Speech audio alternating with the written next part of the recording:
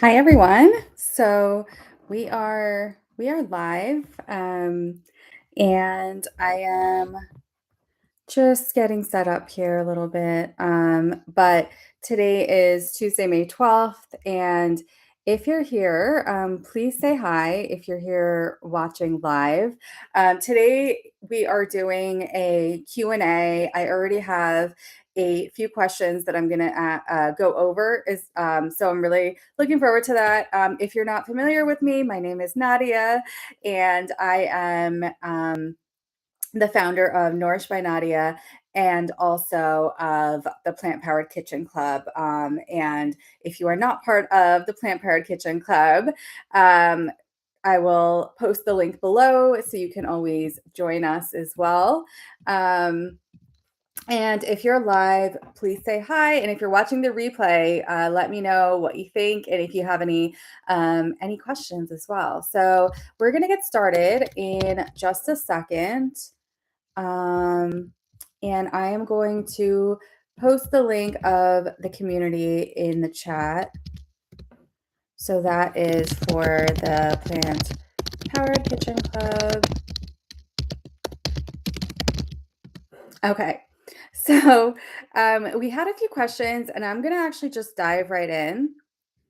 So I had a question about, so basically the question was, about IBS and IBS food tips. So, tips for nausea, vomiting, upset stomach.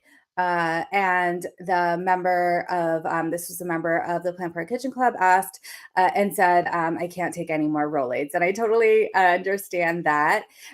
So I do have some suggestions. And for those who aren't aware, so IBS is called irritable bowel syndrome. So it's a chronic intestinal disorder, and a lot of the symptoms include things like abdominal pain, altered bowel habits. So it does affect actually a lot of Americans, 1 in 7, but many people actually go undiagnosed. So IBS has a lot of, like I said, a lot of different symptoms, bloating, abdominal pain, like I said, changes in bowel habits. So some of the things that can possibly help, I would say one of the first things that I would say, and many people who are experiencing these often times may try this, but I would say get a formal evaluation for celiac disease, because if you have celiac disease, then a strong recommendation would be to go on a strict gluten-free diet. Um, if you end up not having the disease, I would say still try going gluten free for a while and see if your symptoms improve. But definitely including, more fruits, vegetables, whole grains, beans, while avoiding processed foods. So I know that many people will say, well, incorporating more beans and other, more fruits and vegetables actually makes the symptoms get worse. And your gut actually has to slowly get used to it. So I would say slowly start incorporating just a little bit more at a time as your gut gets used to it. And then over time, it will actually help to heal your gut. So, and your symptoms. So and when it comes to, even if someone is not celiac, the reason they may feel better on a gluten-free diet is not necessarily because of the gluten, but sometimes it actually means that they're eating less things like fast food, other processed junk, things like that, that may or may not contain gluten. So um, let's just say, you try all these things, but it doesn't really help. So I would say there may be other causes of, chronic GI distress. So it could be things like an overgrowth of bacteria in the small intestines. It could be a neuromuscular disorder. It could be pelvic floor dysfunction. So try to rule out, things one by one. You don't want to make, first of all, you don't want to make a lot of changes at once because then you're not going to know what changes you've incorporated are actually helping you and making a difference. So just do one thing at a time and go slow. And I know that when someone is suffering, they want to, sometimes try everything. But at that point, you're not going to know what is actually helping you. There are some plant foods specifically that can help. So when it comes to the symptoms that you're experiencing, peppermint oil is really great. Like peppermint essential oil, you can just ingest. It has to be food grade, but you can ingest like a drop on your tongue, for example, or rub a couple of drops on your stomach, and that can actually help with the discomfort that you're feeling. There was also a study that was done that showed that kiwi helps with IBS symptoms. So maybe you can try incorporating kiwis into your diet and see if it makes a difference.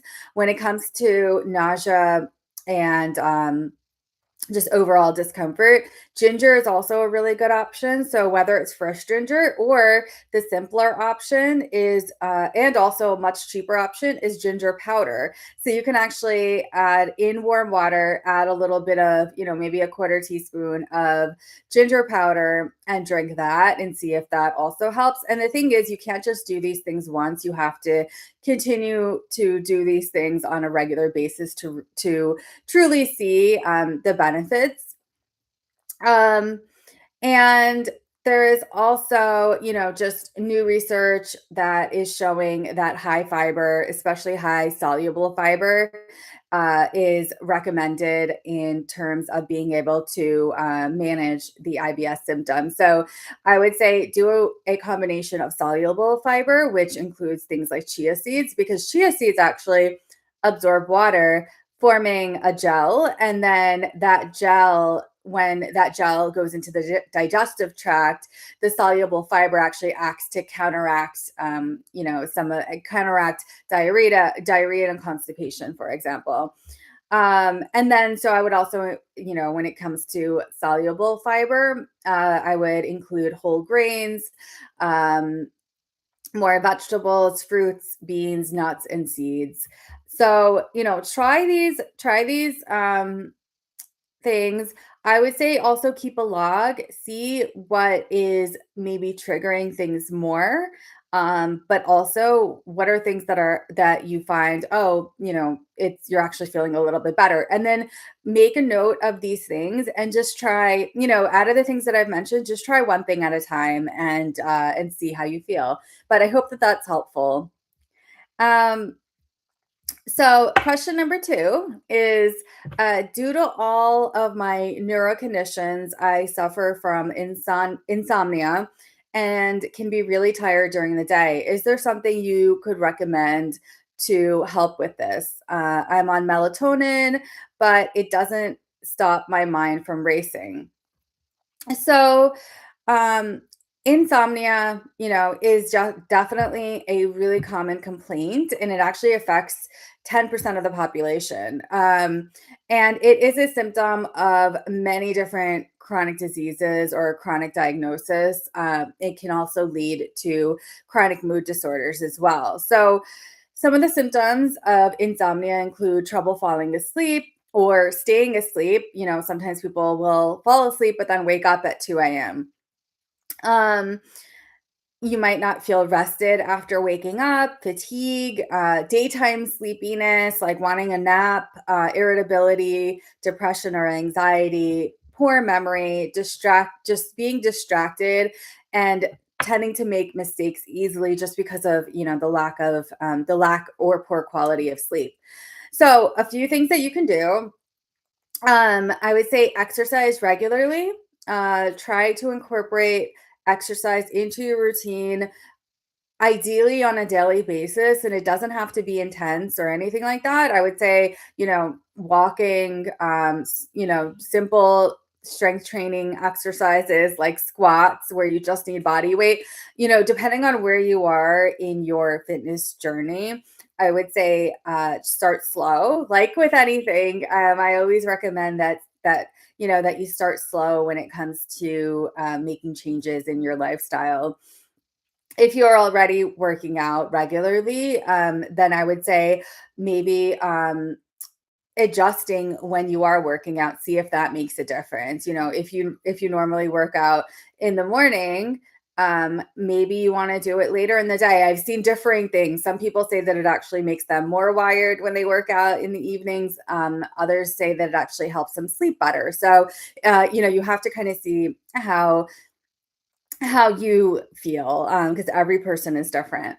I would also say, avoid caffeine several hours before bedtime, like maybe stop drinking caffeine by 12 or 1 p.m. And something that a lot of people don't realize too is that green tea, or maybe they do, but green tea, matcha, these also have they also have caffeine in them. So, ideally, if you are not a coffee drinker, but you drink green tea or matcha, maybe have it, in the morning, and by early afternoon, I would say stop. Because even though it doesn't have as much caffeine as coffee, it still does have caffeine. Um, and then also, just stopping eating dinner or anything earlier in the evening, because what happens is that if you're like, let's say that you've had a late dinner, um, then your body is still working on digesting, and that can actually end up affecting your sleep. So it's recommended that you don't eat too close to bedtime, because then it will also actually disrupt your circadian rhythm and diminish sleep quality. Um, I would also say, just a few things when it comes to like having, a comfortable sleep, uh, I guess, bedtime routine. So I would say number one is make sure that your bedroom is dark, cool, comfortable, and quiet. The recommended temperature is anywhere from like, you know, low 60s to like the high 60s. So you want to kind of have, if possible, if you can have your bedroom in the, talking about Fahrenheit, by the way. I don't know what it is in Celsius, but in Fahrenheit, it would be you want to have it around 62 to like 68, somewhere around that, in terms of temperature, if possible. And then you also want to just make sure that you have a relaxing bedtime routine. Reduce screen time before bed.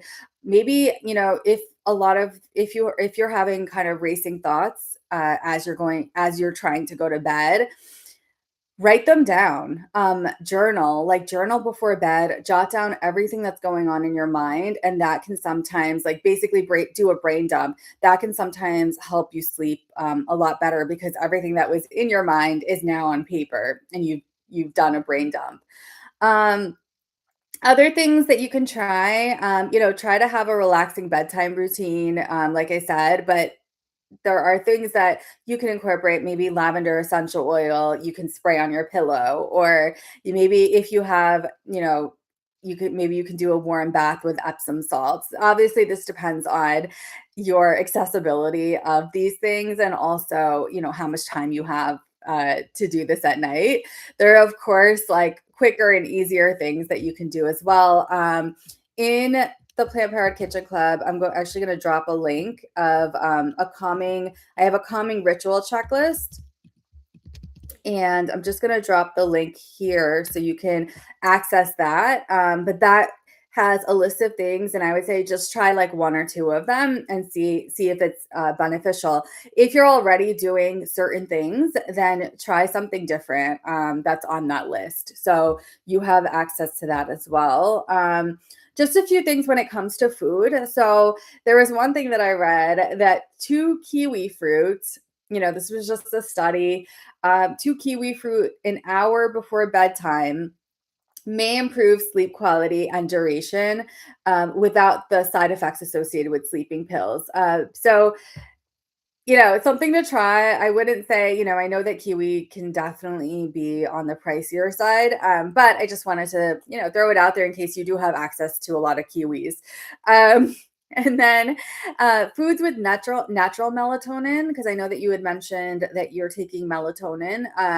There are foods with natural melatonin that you can also try, including tart cherries and goji berries. So, things like goji berries, you can add it to your oatmeal in the morning, for example. And then tart cherries, you can also add it to your oatmeal or anything else, really. And then there's also when it comes to just like a couple of supplements, and obviously, I would say every individual is different. So these are not necessarily things that I'm telling you to take, but these are just things that I've read about that are recommendations. So there are amino acids, L-tryptophan, which is a precursor to serotonin, and L-theanine, which is actually found in green tea, and there are some plant extracts as well, like lemon balm, valerian, passion flower, and chamomile. So these all have calming properties that may assist with sleep. So let me know if you try any of these. And if and I would say again, like I said, for the prior question, just make small changes. Just try like one thing at a time, because you're not going to know if you kind of do a whole overhaul, you're not going to know what's really helping you, and then you're going to have like a 2 hour bedtime routine, and no one has time for that. So you want to find the things that will actually help you and work with you. And going back to really quickly, the journaling. It doesn't have to be a long thing. It can be like a 2-minute brain dump of what's going on in your mind and, all your thoughts, and then just writing it down. So it doesn't have to be like this, 20-minute journaling session. Sometimes some of these things only take a couple of minutes. So, and then I had another question. So, do you have any suggestions for lowering A1C levels? My husband's blood work came back today and it is somewhat elevated. I want to try to make sure this doesn't turn into diabetes. I know he has to do it. I want to be able to make some suggestions and possibly meal changes that will help him. So, you know, diabetes is actually one of the reasons that I ended up switching careers and becoming a nutritionist, because I saw, the epidemics in the U.S. And I saw that diabetes was like a really detrimental disease, and right now it is roughly affecting 135 million people worldwide, and 16 million of those are in the US. So that's a large amount of people. Um, and more than 70% of the adults with type 2 diabetes end up dying of heart attacks or strokes. Um, and so, and obviously there are there are things that we can do, and that's what I'm going to talk about. And obviously, there are things that we can't control when it comes to, type 1 diabetes, for example. That's actually resulting from an autoimmune destruction of the beta cells of the pancreas, which produces insulin. So while type 1 diabetics, they can't necessarily, like, many of them need insulin, for example. Or actually, I think most of them actually need insulin. So they can significantly improve their glucose control and risk of complications. However, type 2 diabetes and gestational diabetes, it can actually be totally reversed with the right diet and lifestyle. So really, really interesting that we do have control in a lot of the things that come up. So having said that, some things that you can do. Actually, let me just share also the blood sugar action guide. So I'm gonna share that. That's also in the classroom, but this is something I just created a couple of weeks ago, and I think that this will give you really actionable things that you can incorporate. And and so I would say, start with that. Start to incorporate certain things. I've included some recipes as well, but generally, I would say some of the things that I recommend is definitely exercise, especially after meals. So after you eat, try to walk for 10 minutes. If you don't have the time to walk or you just don't feel like it, just do 10 squats then, because squats are actually also really beneficial when it comes to regulating your blood glucose after a meal. So try that. And just kind of looking at the blood sugar action guide. So some of the things that I talk about in here include, so I have this method. It's something that I've been doing myself, the half plate method. And so I go into depth in this blood sugar action guide, but basically the premise is you want half of your plate to be greens and salad, a quarter of your plate to be some kind of like protein, preferably plant-based protein, and then a quarter of your plate would be grains or some kind of starchy vegetable. So the idea is that you want to try to eat your greens and salad first. So that is going to actually blunt the blood sugar spike. And then you have, so I would say try that first. Try having the salad first on your plate. And then when it comes to, you know, food order or your meal order, then protein, then carbs last, and that will significantly improve how your body responds to the meal.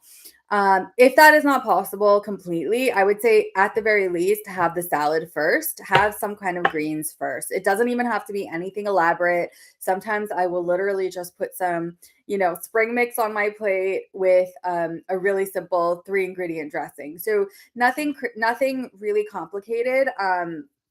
And I think that's how you make it easier, is just to keep it really, really simple. So that would be one thing I would say. And then, make sure that you're staying hydrated.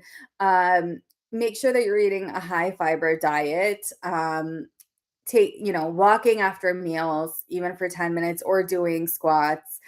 Those are some of the things that I would say. And then more specifically, there are some things that you may consider adding in. There are, now this is specific to diabetics, because many diabetics are going to be, basically they're going to be on some medications, and so you want to make sure that you are keeping up with your blood work, because if there are any nutritional deficiencies, that is going to um, make decrease your progress in trying to in helping the situation. So there's vitamin B1, which many diabetics are at risk of low thiamine and chromium levels. So you may need to supplement additionally. Now, for those who are not diabetic, and the question that I got asked was not for, it was basically kind of in the pre-diabetic level, or maybe a little bit less than that.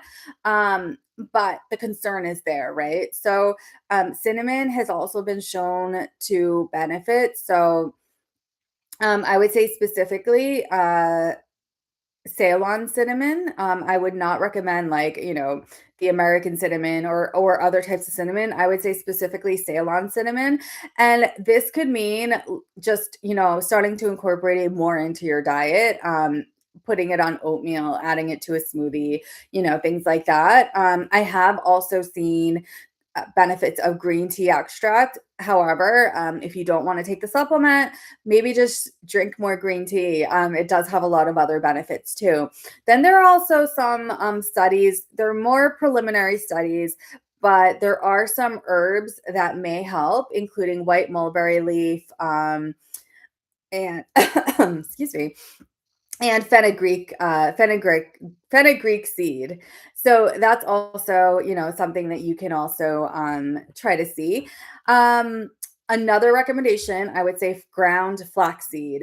So there are studies that show that ground flax seeds.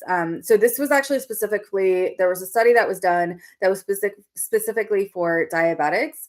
But diabetic subjects took a tablespoon of ground flaxseed every day for a month. and they experience a significant drop in fasting blood sugars, triglycerides, and cholesterol, and a drop in A1C levels. So, um, this would be beneficial for those who are at risk of being pre-diabetic as well. So I would say every day have 1 to 2 tablespoons of ground flaxseed, ideally 2 tablespoons. And if you need, advice on how to incorporate that, I can definitely share more information. But that would be, definitely one thing. A couple of book recommendations too. There is Dr. Neil Bernard's program to reverse diabetes now, and Dr. Joel Furman has a book called The End of Diabetes. So those are a couple of recommendations too. But I would say, the number one thing is go through the blood sugar action guide that I provided a link for. It's in the classroom, and see if, by incorporating those, like, I believe there's five things that I recommend that you try to kind of really do. Try those, and also the half plate method. Try these different things and see how that works. But I would say overall, a high fiber diet is going to help with all the things that we talked about today. And but this was great. These were really, really great questions. If anyone has additional questions, I'm going to be doing this monthly, so I would love to answer your questions live. And please, if you have any other questions, you can always message me as well. But thank you so much for watching today, and I look forward to seeing you soon. Bye, everyone.